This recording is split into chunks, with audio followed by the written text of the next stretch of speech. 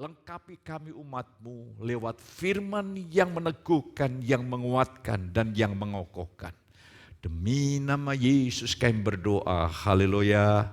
Amin. Silakan duduk kembali. Shalom. Saya ingin mengajak saudara untuk melihat, membangun sebuah paradigma yang betul-betul saudara perlu pahami. Ya. Saudara perlu pahami supaya kita mengalami anugerah demi anugerah yang luar biasa.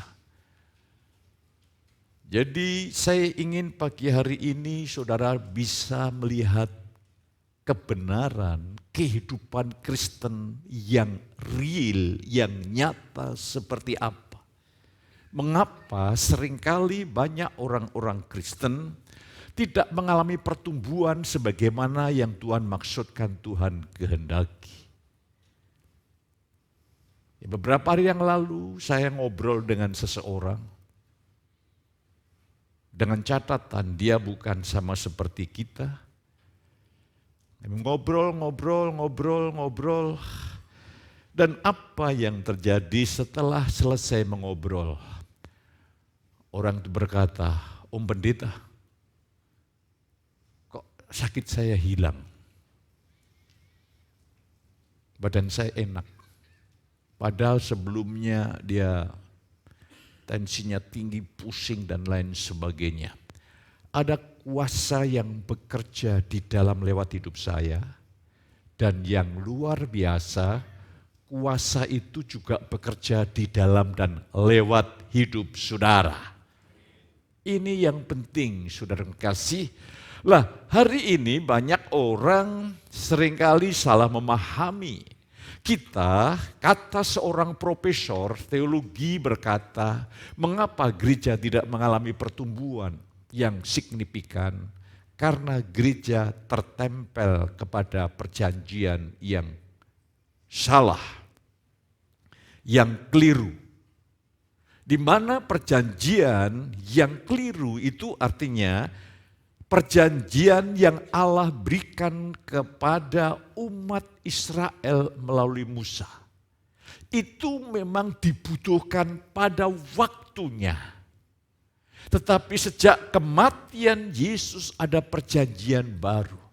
Lah saya ingin mengajak saudara untuk melihat, orang Kristen lebih suka hidup dalam konsep perjanjian lama. Pemahaman orang Yahudi, dia berkata, kami akan pergi ke bait Allah. Daud berkata, Mazmur 122, betapa senang hatiku kalau orang berkata, mari kita pergi ke rumah Tuhan. Dan banyak orang Kristen suka pemahaman hal ini. Saudara senang dengan pemahaman, saya hari Minggu pergi ke gereja, pergi ke rumah Tuhan. Apa konsekuensi logisnya? Banyak orang Kristen menjalani kehidupan rohani hanya hari Minggu di dalam ibadah.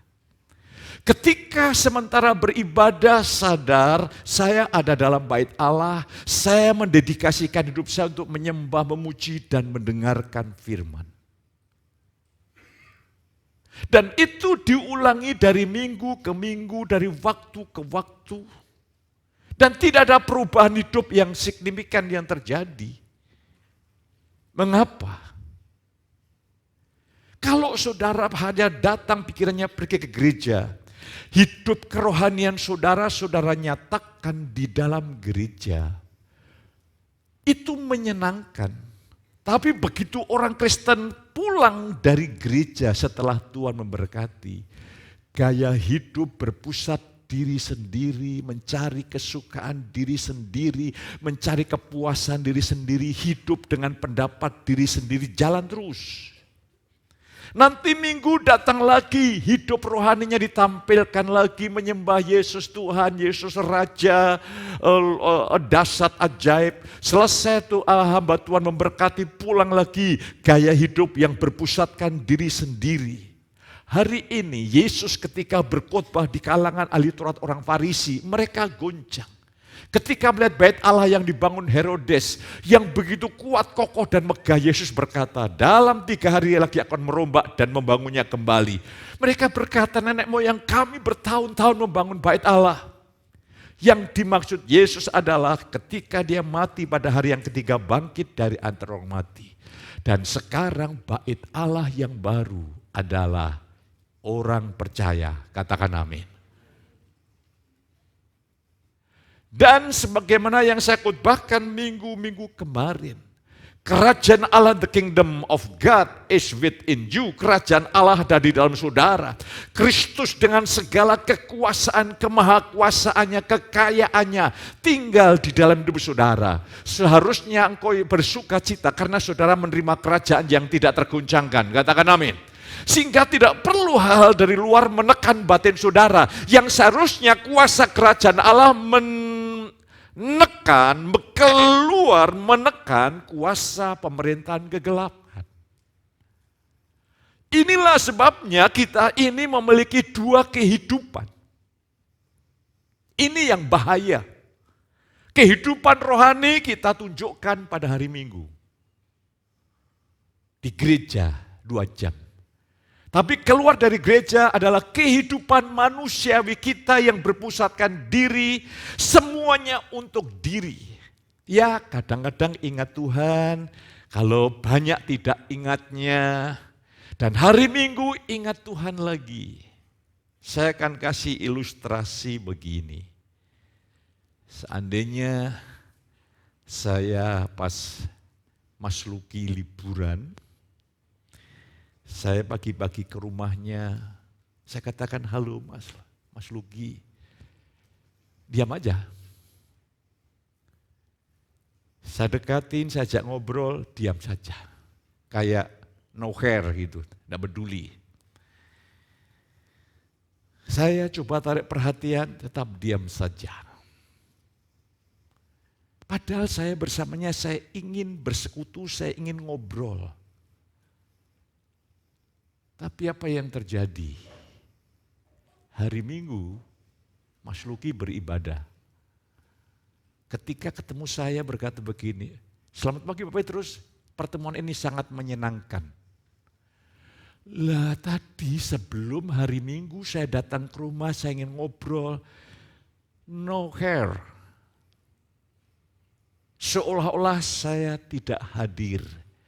Tapi di gereja, wah senang sekali bisa ketemu Pak Petrus. Apakah itu menggambarkan kehidupan rohani kita? Engkau di gereja berkata Tuhan luar biasa, Tuhan ajaib. Tapi dalam keseharianmu engkau tidak peduli dengan kehadiran Tuhan. Engkau tidak yakin akan kehadiran Tuhan yang maha dahsyat. Itulah sebabnya gereja tidak mengalami pertumbuhan sebagaimana yang Tuhan maksudkan. Makanya dalam konsep perjanjian baru, bait Allah adalah hidup orang percaya. Bait Allah adalah tempat Tuhan hadir berkarya di dalam dan keluar bait Allah. Di dalam perjanjian lama, Allah hadir di ruang maha kudus. Oh itu sakral sekali. Lah sekarang Allah yang sama hadir dalam hidupmu. Sebetulnya sakral banget sebetulnya hidup kita ini. Kita ngobrol-ngobrol ada kuasa Tuhan bekerja dengan luar biasa. Itu dialami bukan orang Kristen. Ketika saya hanya sekedar mengobrol, cuma saya yakin waktu saya mengobrol sebelumnya saya berdoa, Tuhan biarlah kerajaanmu keluar mengalir lewat hidup saya. Dan ketika saya ngobrol sesuatu terjadi. Dan itu harusnya saudara dan saya alami. Hari ini kerajaan Allah tidak kau cari di mana-mana, ada di dalam hidup saudara. Kuasa yang terdasar tidak kau dapatkan di mana-mana, ada di dalam hidup saudara. Maka jangan kejar hamba Tuhan, dalami keintiman bersama Tuhan. Lah hari ini saya ingin mengajak saudara, mari kita akan lihat ya, ini tadi ada ya. Saya ingin mengajak saudara untuk melihat anugerah Tuhan yang luar biasa supaya saudara bisa memahami khotbah yang saya ingin bagikan. Jadilah kehendakmu di bumi seperti di surga. Supaya saudara betul-betul memahami hari ini apa makna kekristenan yang sejati, kehidupan yang sejati. Apa yang disebut kehidupan yang sejati? Kehidupan life itu bahasa Yunaninya zoe. Kehidupan yang sejati itu zoe. Ada lagi yang menerjemahkan kehidupan itu bios. Itu kehidupan yang lahiriah. Dari kata bios muncul bioskop. Bioskop itu orang saudara ketika melihat bioskop bisa tersentuh kayak real, tapi itu hanya aja di alam imajinasi. Itu bukan yang sejati. Yang kedua shoke, kehidupan jiwa. Lah saudara menerima hidup shoe, itu hidup kekal. Hidup yang tidak tersentuh dosa. Hidup yang tidak dibingungkan, dipusingkan oleh perkara dunia, hidup yang mengatasi kekuasaan dunia, itu hidupmu dan hidupku yang baru, dan itu tidak perlu kau cari, itu sudah ada di dalam hidupmu dalam segala kepenuhannya. Nah, hari ini saya ingin mengajak saudara untuk melihat bersama-sama, supaya saudara bisa mengalami anugerah Tuhan yang sangat luar biasa, sangat ajaib, sangat dahsyat. Mari kita buka, kita akan lihat bersama-sama. Ini bicara masalah isi hati Tuhan. Tuhan sedang menyingkapkan rahasia kerajaan Allah. Kalau berdoa itu Bapa. Jadi dalam perjanjian lama, konsep Allah itu juga disebut Bapa. Itu pribadi Allah itu kalau saudara memanggil Bapa. Dan di dalam doa itu disebutkan, datanglah kerajaanmu, jadilah kehendakmu di bumi seperti di surga. Mari hari ini kita akan lihat ya, next kita lihat. Saya ingin mengajak saudara untuk melihat karena dosa Adam, ini penting saudara pahami. Karena dosa Adam, seluruh manusia disebut orang berdosa. Ada pengajaran Unitarian yang tidak percaya dosa warisan. Tadi saya dalami di situ lewat Wikipedia. Tapi kita mengenal dosa warisan. Di mana karena dosa Adam berbuat dosa, seluruh umat manusia disebut orang berdosa. Saya ingin mengajak saudara untuk melihat. Coba ayatnya next ya, kita lihat. Iya. Jadi sama seperti oleh ketidaktaatan satu orang, ini Adam, semua orang telah menjadi orang berdosa. Demikian pula oleh ketaatan satu orang, semua orang menjadi orang benar ya sebelumnya. Kita lihat. Jadi manusia disebut berdosa bukan karena manusia berbuat dosa. Alkitab menyebut manusia disebut berdosa oleh karena dosa Adam. Adapun perbuatan-perbuatan dosa adalah ekspresi. Ekspresi dari sifat dosa manusia yang diwarisi. Cucu saya paling bisa banyak berkata, tidak. Yang ngajarin siapa? Kalau berkata tidak itu begitu jelas gitu. Saudaraku, kita lihat. Jadi manusia dibuat berdosa itu karena dosa Adam. Di hadapan Allah kita ini orang berdosa, bersifat cirikan dosa. Itulah yang disebut kemanusiaan kita, kedagingan kita. Perlu saudara mengerti, saudara kekasih. Jadi saudara dan saya secara manusiawi setelah jadi Kristen ya. Secara manusiawi ini kita ini disebut daging. Saudara tidak bisa berkata begini, aku ingin menjadi lebih baik. Aku ingin menjadi rohani. Karena apa yang dari daging, hasilnya daging. Jadi jangan saudara merancang-rancang begini. Ya sekarang saya enggak sungguh-sungguh enggak apa-apa, nanti ya tahun depan lah saya menjadi orang yang bersungguh-sungguh. Wah itu berisiko sekali. Engkau tidak bisa berubah kalau bukan roh Tuhan bekerja. Lah caranya bagaimana? Ketika kau dengarkan firman Tuhan, rendahkanlah hati saudara.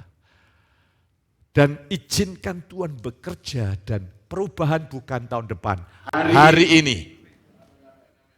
Nah, kita akan lihat saudara kasih, perbuatan-perbuatan dosa adalah ekspresi dosa. Tapi sebaliknya karena ketaatan Kristus, semua orang menjadi orang benar. Jadi menjadi orang benar itu apa artinya? Pertama, posisi saudara di hadapan Allah benar. Kata dibenarkan, ya, di kayu bentuk kata kerja, itu istilah hukum bahwa di hadapan Allah saudara dinyatakan benar dan tidak pernah berbuat dosa. Karena seluruh dosa saudara telah dipikul Yesus di atas kayu salib. Itu kata dibenarkan. Tapi dibenarkan artinya juga saudara telah lahir baru menerima sifat kodrat Kristus. Coba kita lihat next. Iya. Dengan jalan itu ia telah menganugerahkan kepada kita janji-janji yang berharga dan yang sangat besar supaya olehnya kamu boleh mengambil bagian dalam kodrat ilahi dan luput dari hawa nafsu duniawi yang membinasakan ini. Jadi setiap saudara dulu sebelum percaya Yesus kita menerima sifat Adam yang berdosa, berkecenderungan dosa, yang suka dosa. Setelah saudara percaya Yesus lahir baru, saudara menerima sifat Kristus. Saudara menerima sifat kodrat Kristus. Rasul Paulus membahasakan lain, kamu adalah ciptaan baru. Jadi saudara ini orang baru, ciptaan baru. Yang lama sudah berlalu, bukan moga-moga, sudah berlalu. Maka manusia baru saudara ini itu akan konflik kalau saudara gunakan untuk hidup yang berkepentingan diri sendiri, akan konflik hebat. Manusia baru saudara ini kalau saudara menjalani hidup di dalam hal-hal yang bertentangan dengan firman Tuhan, konflik hebat. Tidak usah ada masalah, sudah akan terjadi konflik hebat. Tapi kalau engkau berkata makin hari makin berserah kepada Tuhan, dan Tuhan bekerja lewat saudara, engkau diberi kemampuan meresponi firman Tuhan, engkau makin penuh, makin utuh, makin lengkap, makin lengkap, makin lengkap. Kalau tidak bisa saudaraku, tidak bisa. Saudara bahagia, tapi bahagia itu bukan yang sejati. Bahagia itu hanya bersifat sementara imitasi, buktinya. Bahagia itu begitu mudah lenyap, begitu mudah hilang. Padahal engkau membeli kebahagiaan itu butuh duit yang sekian juta. Tapi begitu mudah lenyap. Tapi kebahagiaan daripada Tuhan itu engkau tidak akan pernah haus lagi untuk selama-lamanya. Hari ini mari saya ingin ajak saudara, setelah saudara dan saya melihat anugerah Tuhan yang luar biasa ini, mari kita lihat saudara kekasih, melihat berkat Tuhan yang disediakan pagi ini. Ya, kita lihat berkat Tuhan. Yang pertama adalah Tuhan memerintahkan kepada setiap kita untuk mencari kerajaan Allah serta kebenarannya. Kita lihat ayatnya, ya. Matius 6 ayat 33, tetapi carilah dahulu kerajaan Allah dan kebenarannya, maka semuanya itu akan ditambahkan kepadamu. Ini perintah yang tegas, lugas, jelas. Saudara harus punya prioritas yang benar. Saudara harus mencari kerajaan surga beserta kebenarannya. Tuhan berjanji semuanya akan ditambahkan kepadamu. Semuanya itu komprehensif, menyeluruh. Keberhasilan yang coba kau raih. Mungkin saudara berhasil secara ekonomi. Bagaimana anak-anak saudara? Bagaimana rohani anak-anak saudara? Saudara tidak melihat. Saudara punya anak yang karena mungkin pengen kuliah lanjut. Saudara tidak memahami bahwa di luar kota sana iblis memasang jerat-jerat. Hanya orang yang punya iman yang kokoh yang bisa melewati jerat-jerat maut itu. Itulah di tempat ini saudara menyerahkan anak muda remajamu untuk dibina, diperlengkapi, dipersiapkan. Ketika diutus keluar kota, mereka tidak diubah oleh dunia, mereka mengubah dunia. Cari dahulu kerajaan Allah serta kebenarnya, ini harus jadi prioritas. Lah Pak, bagaimana Pak saya? Hubungan antara saya ini kan kalau saudara kerja kan harus fokus, harus ingin berhasil, ingin maju, yes. Tapi mari kita lihat, beda. Saudara bekerja penuh dengan kekhawatiran, penuh dengan kecemasan. Dan saudara bekerja penuh dengan keyakinan damai sejahtera. Berbeda enggak? Berbeda. Yang satu ada campur Tuhan yang luar biasa, yang satu penuh keresahan, kegelisahan. Akhirnya apa saudara kekasih? Akhirnya wajahnya bukan wajah menunjukkan orang yang happy begitu. Wajahnya bukan menunjukkan orang yang merdeka begitu. Ya. Maka hari ini cari dahulu kerajaan Allah serta kebenarannya. Maka seluruh aspek hidupmu dan keturunanmu aku akan pelihara. Daud menjadi saksi. Dahulu aku muda, sekarang aku sudah tua. Aku belum pernah melihat orang yang takut akan Tuhan. Anak cucunya minta-minta roti.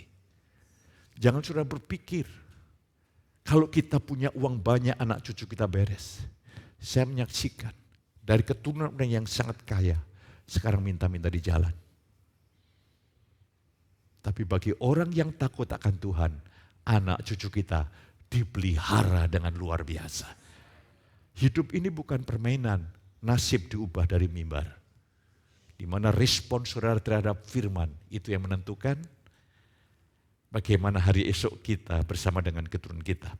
Inilah yang seharusnya, ya kita lihat ya berkat sebelumnya. Inilah yang seharusnya menjadi pusat pencarian dan pengejaran orang percaya. Jadi saudara kerja. Saudara diberkati. Tetap di sana saudara memiliki sebuah konsep pikir yang kuat. Aku harus, kan sebagai orang tua kita punya otoritas. Aku harus jadikan anak-anakku rohani dari sejak anak-anak. Ketika saudara memberikan pendidikan yang baik, engkau bisikin terus menerus, engkau masukkan benih, supaya nanti itu Roh Kudus bisa memunculkan benih yang saudara tanam dalam hati anak-anakmu. Nah, semua kesuksesanmu itu untuk kepentingan Kristus. Semua kesuksesanmu yang hanya untuk kepentingan diri sendiri itu jerat maut nak. Kau mulai tanamkan, itu artinya saudara kerja di mana di dalamnya prioritasnya kerajaan Allah, saudara bekerja dengan penuh kebergantungan kepada Tuhan, minta tuntunan pimpinan Tuhan, dan saudara tidak kehilangan damai sejahtera. Kan kemarin saya sampaikan kerajaan Allah itu bukan soal lahiriah makanan minuman, tapi soal kebenaran, sukacita, damai sejahtera. Saudara tidak boleh kehilangan sukacita, damai sejahtera karena masalah yang muncul. Lah caranya adalah serahkanlah segala kekhawatiranmu kepada Dia. Maka damai sejahtera yang melampaui akal budi akan memelihara hati dan pikiranmu. Katakan amin. Seringkali kita ini ketika kita pikir semua beres, uang banyak, kita bersukacita. Tidak berapa lama lagi goncang lagi. Jangan. Saudaraku harus jangan tidak lagi kehilangan damai sejahtera. Karena Tuhan lebih besar dari masalah yang kau hadapi. Saudara mempersiapkan bertanggung jawab, mempersiapkan anak-anak saudara. Kalau perlu kau menangis air mata yang suci, karena kau melihat keturunanmu, orang yang tidak sungguh-sungguh dengan Tuhan. Itu air mata yang suci. Jangan malah orang tua anaknya pelayanan malah dilarang jangan-jangan. Karena saya makin sadar, saya makin diyakinkan. Mimbar ini tempat mengubah nasib. Karena mimbar ini kita arahkan saudara bergantung Tuhan. Dan secara pribadi bisa meresponi dia. Yang kedua, sebagai manusia baru yang telah memiliki sifat kudrat Kristus, seharusnya setiap umat Tuhan menjadi pejuang-pejuang bagi kerajaan Allah, baik dalam keluarga, dunia kerja, masyarakat, dan dimanapun berada.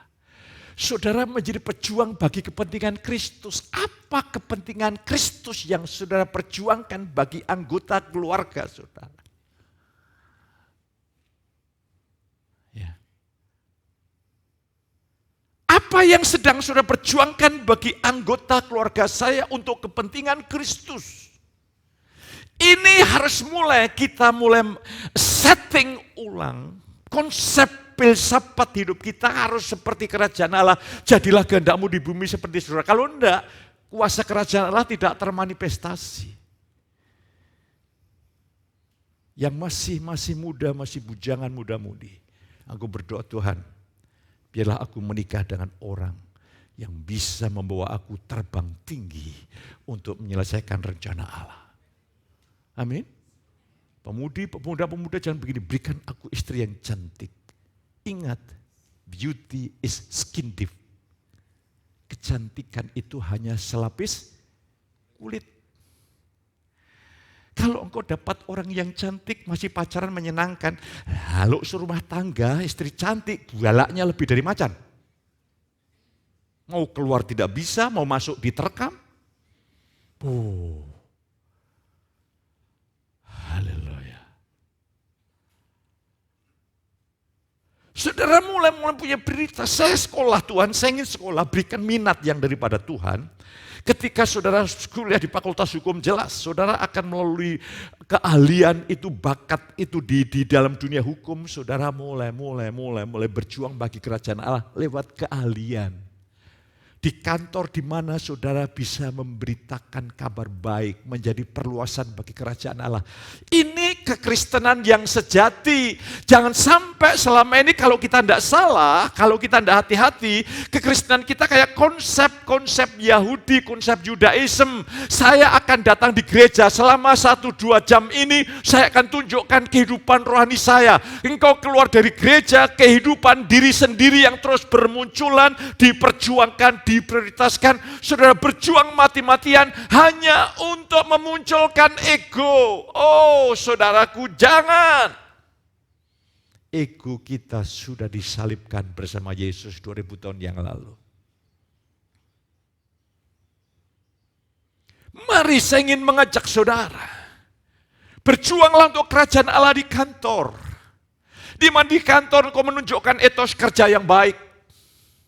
Etos kerja yang memuliakan Tuhan, jujur, punya integritas, punya motivasi. Kalau dipercaya pasti diselesaikan dengan baik. Sehingga orang melihat ini orang berbeda. Dan ketika kau memperjuangkan untuk kerajaan Allah, engkau mengalami apa yang dialami Yusuf. Disertai Tuhan, itu artinya Tuhan membuat engkau berhasil. Engkau di kantor, punya saingan, mencoba menjatuhkan saudara, tapi engkau berjuang bagi kerajaan Allah. Orang yang ingin menjatuhkan saudara lebih dulu jatuh. Engkau menjadi pemenangnya, amin. Loh, pujian tadi apa? 1.000 orang di sisi, ya 10.000, dia jatuh. Kita hanya melihat saja, itu jaminan Tuhan. Maka saudara harus betul-betul bapak-bapak, jadilah laki-laki yang rohani. Ya. Saya menyaksikan ada jemaat, saya di Demak, padahal enggak tahu sakitnya, tahu-tahu stroke, ringan. Dicek triglyceridnya 1000. 29. Wah, termasuk rekod itu.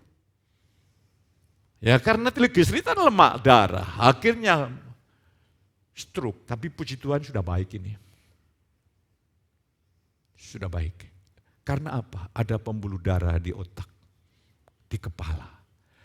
Kalau kepala rumah tangga mengalami ada tidak beres aliran darah Yesus, aliran anugerah tidak beres dan tersumbat di kaum bapak, saya menaruh belas kasihan kepada istri dan anak-anakmu. Bebannya berat. Bebannya berat. Like father, like son. Bapaknya rohani, anaknya rohani. Engkau tidak aminkan, malaikat aminkan.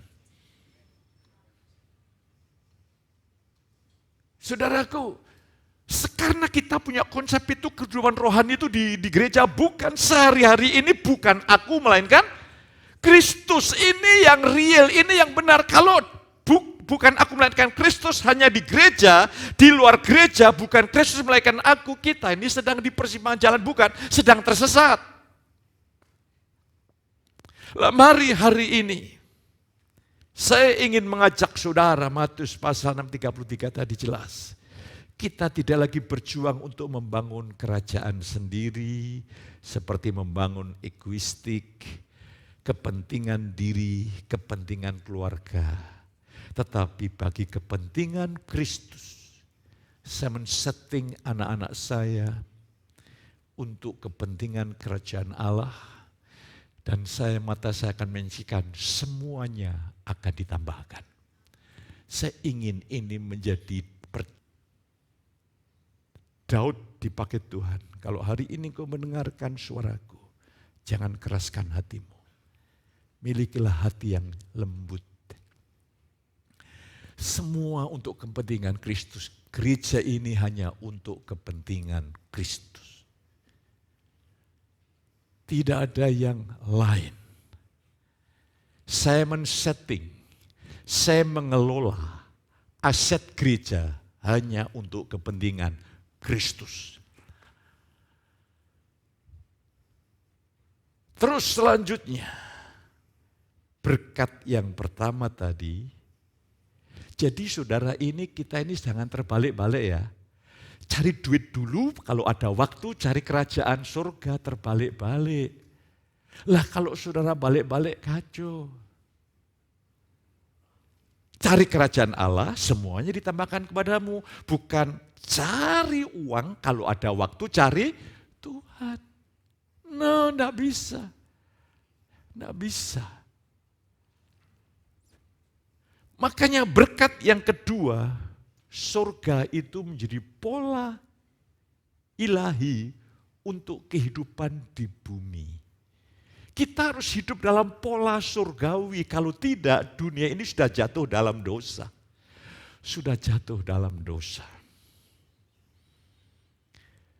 Yesus ketika dia hidup di bumi sedang menunjukkan contoh dan teladan bagaimana hidup di bumi dalam pola surgawi. Kita akan lihat kehidupan Yesus. Itu menjadi sumber kekuatan, sumber inspirasi, juga menjadi teladan. Itu loh Yesus menjalani pola surgawi itu seperti apa. Sebab apa? Dunia ini sudah jatuh dalam dosa, dunia ini sudah dikutuk Allah. Hanya tunggu waktu nanti ketika Yesus datang kedua kali, dunia ini akan dibinasakan total. Dunia ini sudah rusak. Iblis menjadi ilah dunia ini. Dia mengubah sistem, dia mengubah nilai. Makanya banyak orang kacau dalam dunia ini. Orang pengen terkenal, setelah terkenal, kacau hidupnya. Coba saya kasih ilustrasi yang saya ulang-ulang terus. Umpamanya di Ramayana, ada orang yang iseng dan nakal, semua diubah. Harganya yang 1 juta diganti yang murah 10.000, harga yang 10.000 diganti dengan 500.000, harga semua di pakaian-pakaian diubah semua. Maka saya tahu ketika toko dibuka dan itu berita tersebar, Ramayana kacau. Dan para penjaga, pelayan-pelayan juga tidak mengerti siapa yang usil, kacau hebat. Dunia ini kacau hebat. kacau hebat luar biasa. Saudara tidak mengikuti dengan baik. Ya, ketika NATO mulai mendekati Rusia sudah latihan nuklir. Mempersiapkan nanti kalau terjadi serang, habis nuklir. Perang nuklir, tidak tahu bagaimana. Saya coba aja mengintip sedikit. Oke, berarti saya harus memperlengkapi jemaat dengan iman yang kuat, iman yang kokoh. Jadi mari bagaimana teladan Yesus hidup di dunia. Di surga, kita lihat pola surga. Di surga, Allah adalah segala-galanya. Bagaimana Yesus menjalani hidupnya di bumi? Bagi Yesus di bumi, Dia jadikan Allah segala-galanya. Makanya Yesus tidak sakit hati dia datang. Ia datang kepada kepunyaannya, tapi kepunyaannya menolak dia. Bayangkan dia datang untuk menebus dosa umat manusia. Pertamanya umat Israel sesuai dengan apa yang telah Allah janjikan kepada nenek moyang Israel. Tapi orang Israel menolak. Yesus sakit hati langsung undur, langsung ciut. Bukan, tidak. Kekuatan kasih dan kuasa kasih Bapa itu bisa mengatasi sakit hati. Dan Yesus terus berjuang karena tujuan Yesus hanya ingin menyukakan Bapa, melakukan kehendak Bapa. Ini pola surgawi. Jadi betapa iblis licik mencoba mempengaruhi kita. Untuk kita ini jadi orang Kristen, telah menerima kerajaan Allah, tapi memiliki pola hidup yang duniawi, otomatis kuasa kerajaan Allah tidak bisa beroperasi.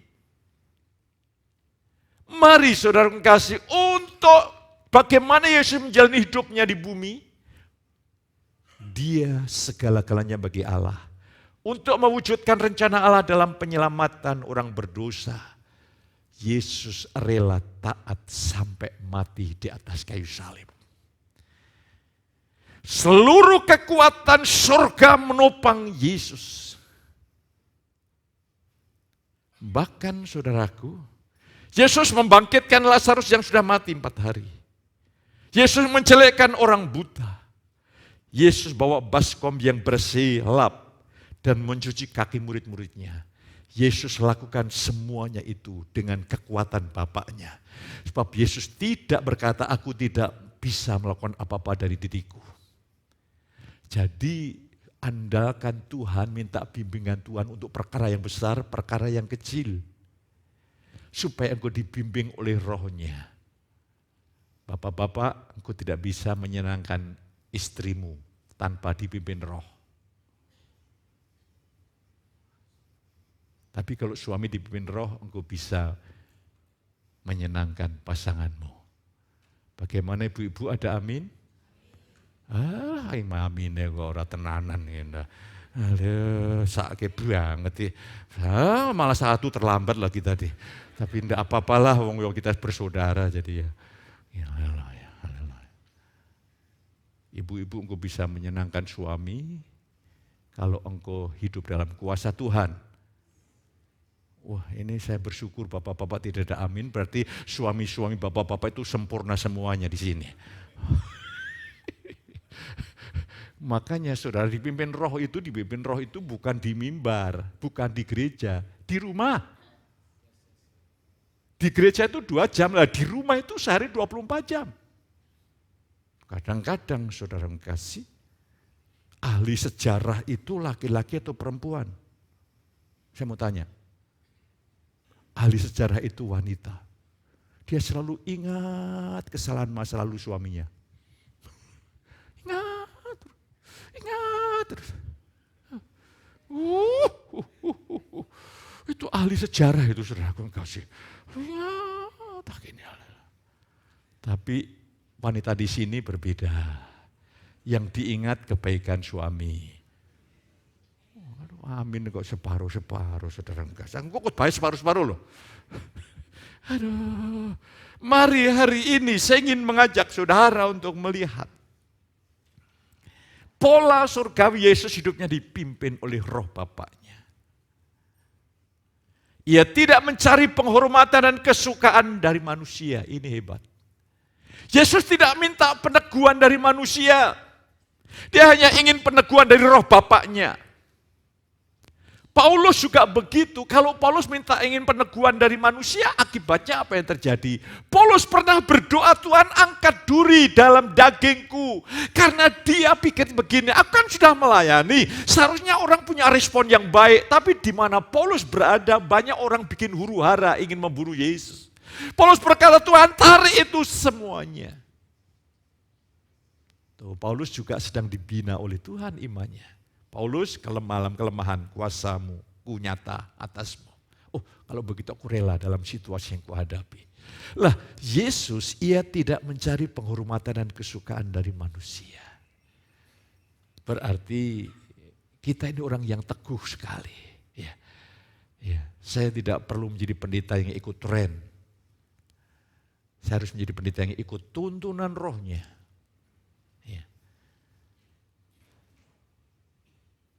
Saya kalau sudah suami istri itu kan mesti Tuhan bicara kepada suami, kepada istri. Saya bilang, Mah, aku pengen bagaimana pakai jas milenial.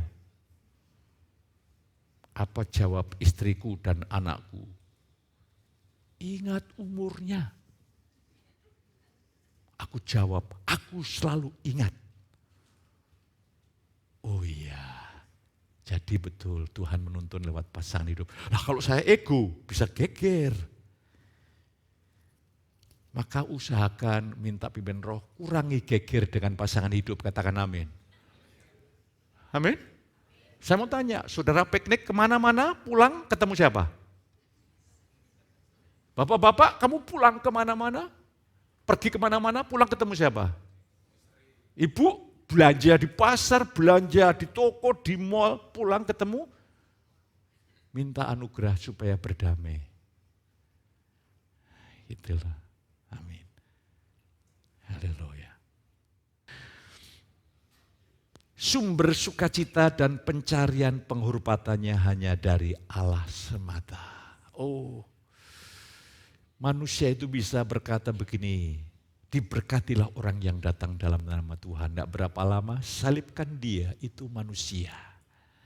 Tapi manusia Kristen yang dipimpin roh selalu konsisten. Oke, selanjutnya di surga semua hidup dari Tuhan dan hanya bagi kemuliaan Tuhan. Itu pola surga. Makanya bagaimana Kristus menjalani hidupnya di bumi ini, dia berkata, mari kita akan lihat bagaimana dia hidup di bumi ini. Yohanes 5 ayat 19, maka Yesus menjawab mereka, katanya, aku berkata kepadamu sesungguhnya anak tidak dapat mengerjakan sesuatu dari dirinya sendiri jikalau tidak ia melihat Bapa mengerjakannya. Sebab apa yang dikerjakan Bapa itu juga yang dikerjakan anak. Yohanes 5 ayat 30, aku tidak dapat berbuat apa-apa dari diriku sendiri. Aku menghakimi sesuai dengan apa yang aku dengar. Dan penghakimanku adil sebab aku tidak menuruti kehendakku sendiri melainkan kehendak Dia yang di surga. Hari ini saudara kekasih, coba suami istri belajarlah untuk menjadi pimpinan roh. Katakan ibu-ibu, katakan kepada suamimu dalam pimpinan roh, apa yang harus Tuhan ingin katakan. Maka istri yang suka cerewet, dia tahu kapan berhenti, dia tahu kapan bicara. Kalau dituntun roh, biasanya ibu-ibu tahu kapan cerewet, tidak tahu kapan diam. Seharusnya kita tahu kapan kita bicara, tahu kapan kita diam, itu tuntunan roh, ada kekuatan dari dalam. Demikian juga suami, ketika dituntun roh luar biasa. Bagaimana Kristus menjalani hidupnya? Dia bilang dia bergantung roh Bapaknya.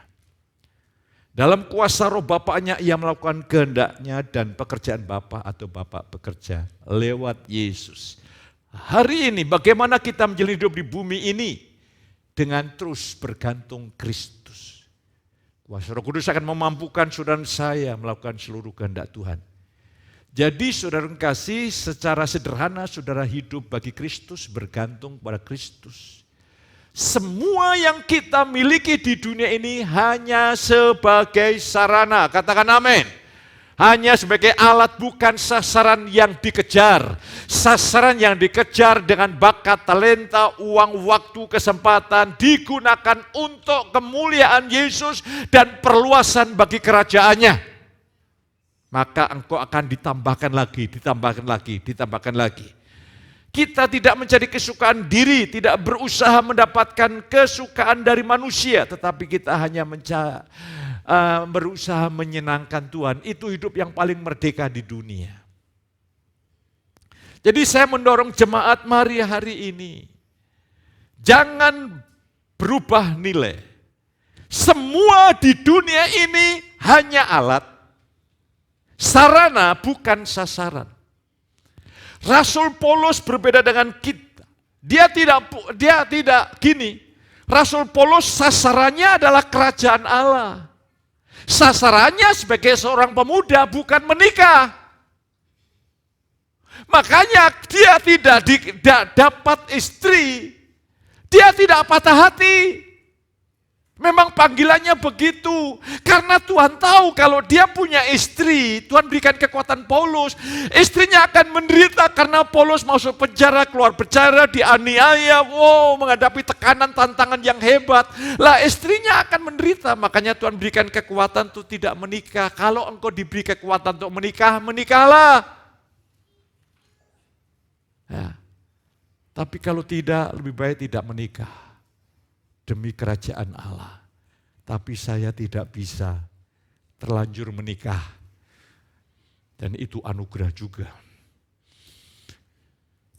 Mari hari ini kita menggunakan, kalau tidak sasaran kita ini bukan kerajaan Allah, kita orang yang paling banyak tertekan.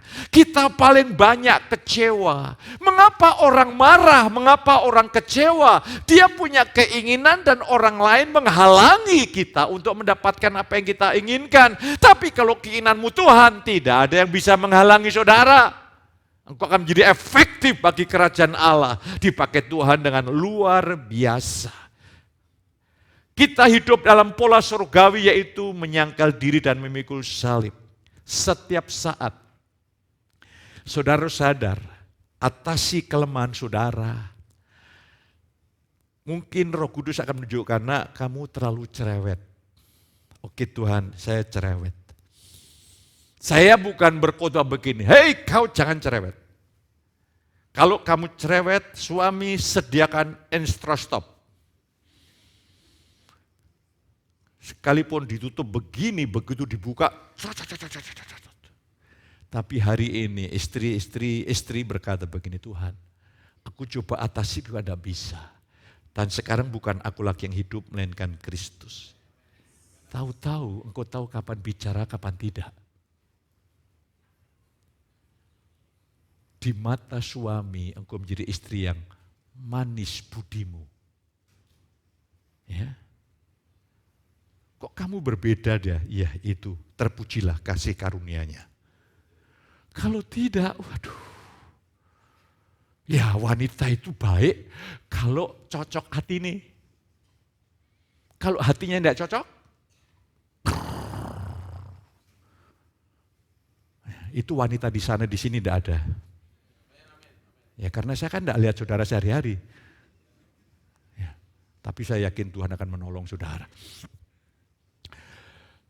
Aduh, saudaraku, saya kasih tahu, saya kemarin bilang sama seseorang yang tadi, masalah yang penting dalam hidup ini adalah hubungan suami istri. Engkau tidak aminkan, saya aminkan sendiri. Ingat, ini kualitas iman kita diuji dalam hubungan suami istri. Harus beres. Diam aja, ini sudah nangkep enggak ini? Hubungan suami harus beres. Oh, jangan gini ya. Maksud saya gegeran, jangan kemana-mana pikiranmu. Untuk jangan. Jadilah bahagia. bahagia rumah tanggamu, ketenangan. Ya. Luar biasa, luar biasa. Roh Tuhan akan menolong saudara. Jadi saudara bukan begini, saya tak berusaha mengekang, saya tak berusaha mengalahkan kelemahan saya tak berusaha untuk mengatasi dosa, tidak bisa. Di dalam anugerah, semakin hari semakin menyadari, jujur, saya sekarang bermegah. Bukan bermegah, saya bermegah, bukan di dalam Tuhan, di dalam diri saya. Saya bermegah bahwa saya amat sangat lemah. Maka saya tidak berani sedikit pun untuk tidak bergantung sama Tuhan. Makanya setiap hari mintalah Tuhan menolong. Amin. Kalau engkau tidak bisa mengangkat barang dan ada orang lain yang lebih kuat, tolong dong angkat barang. Dengan Tuhan juga demikian. Minta tolonglah Tuhan, minta bimbingannya dalam perkara besar maupun perkara kecil. Karena engkau tidak perlu harus menarik Tuhan dari surga. Tuhan ada bersama saudara. Immanuel. Ada bersama saudara itu harus jadi pengalaman yang real. Maka apa yang terjadi, Tuhan akan menuntun saudara langkah demi langkah. Ketika saudara meresponi dorongan dan pekerjaan Roh Kudus dari dalam hati, engkau akan jadi rohani dalam hidup ini.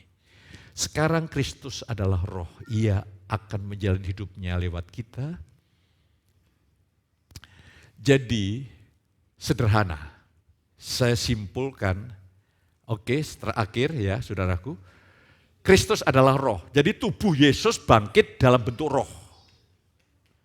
Dan roh ini tidak bisa bekerja di dunia. Karena manusia itu makhluk jasmani, harus bisa dilihat oleh mata, dirasakan oleh emosinya. Maka Yesus yang roh, dia mempunyai tubuh yang baru, yaitu gerejanya. Katakan amin. Lah Tuhan di dalam saudara, dia akan dorong saudara, dia akan gerakkan saudara, dan akan bekerja melalui saudara, dan akan menjamah orang lain melalui saudara, akan menyembuhkan, memulihkan, memerdekakan, mendewasakan orang lain lewat saudara. Itulah inti perjanjian baru. Dan kalau Kristus yang menjalani hidup di dalam saudara, dengan engkau minta bimbingannya setiap saat, maka hidup ini luar biasa indahnya. Tapi kalau ego yang hidup ini sangat mengecewakan.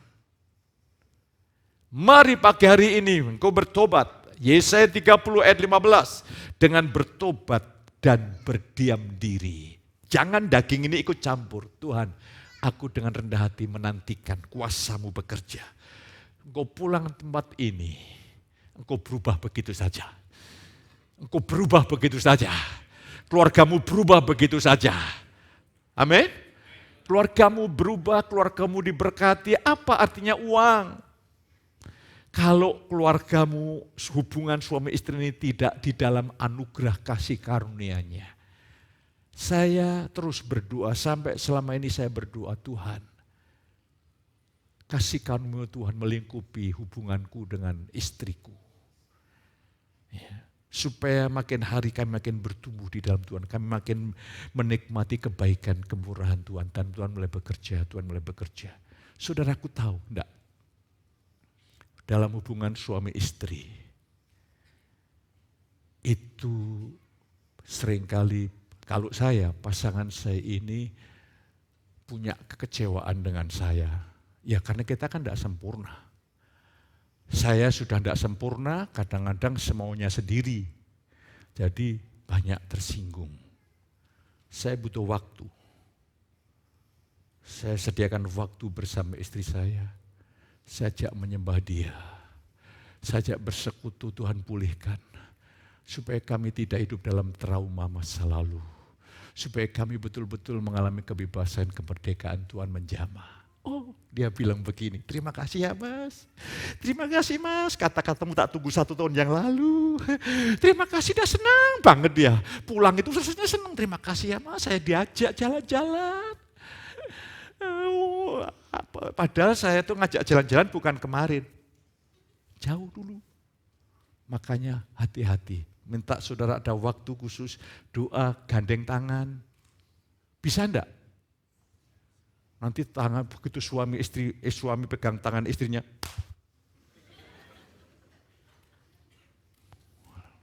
Udah begini, Nah, jangan.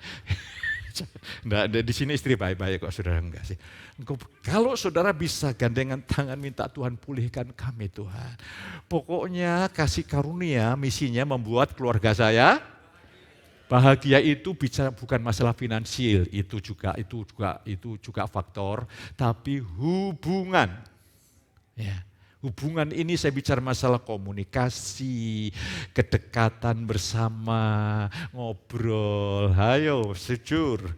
Lebih gampang ngobrol sama suami istri orang lain atau suami istrinya sendiri?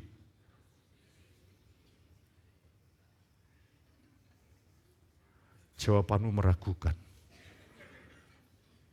Penuh misteri.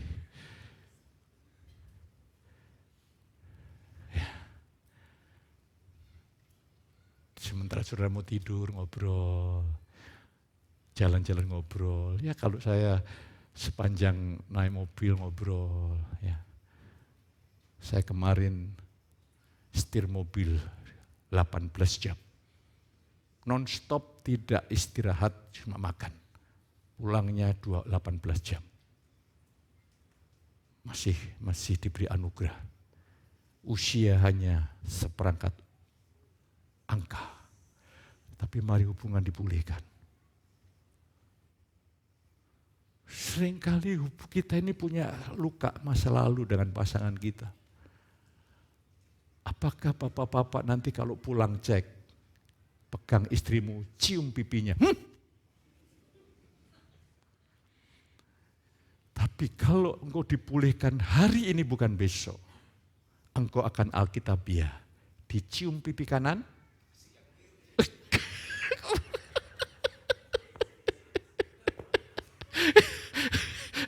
aduh saudara, itu ya hafal aja firman yang sangat urgent dan spesifik khusus.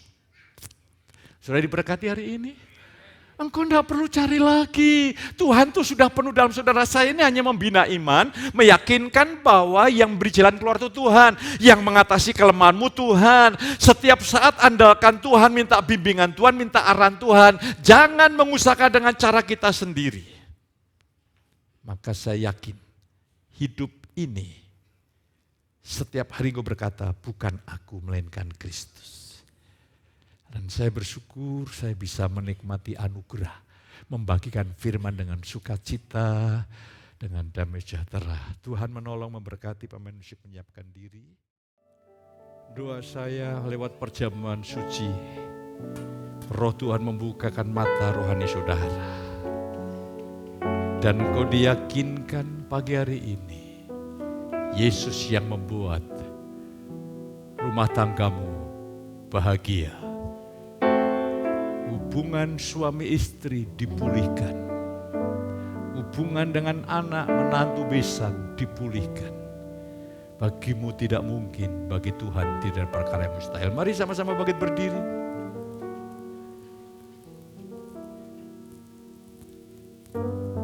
Peganglah roti dan terimalah pagi ini anugerah kuasa mujizat. Kelemahan, sakit penyakit dalam tubuhmu sudah ditanggung Yesus 2000 tahun yang lalu. Dengan penuh penyerahan dan penuh iman dan keyakinan, terimalah tubuh Yesus dalam nama Yesus.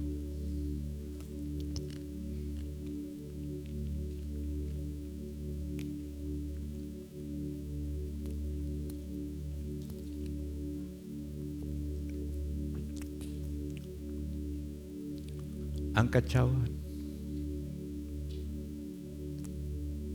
Yesus telah menebus saudara dari dosa, dari perbudakan dosa, dari perbudakan maut, dari perbudakan kuasa iblis, sehingga saudara sekarang hidup dalam kerajaan terang Kristus yang berlimpah-limpah. Terimalah darah Yesus.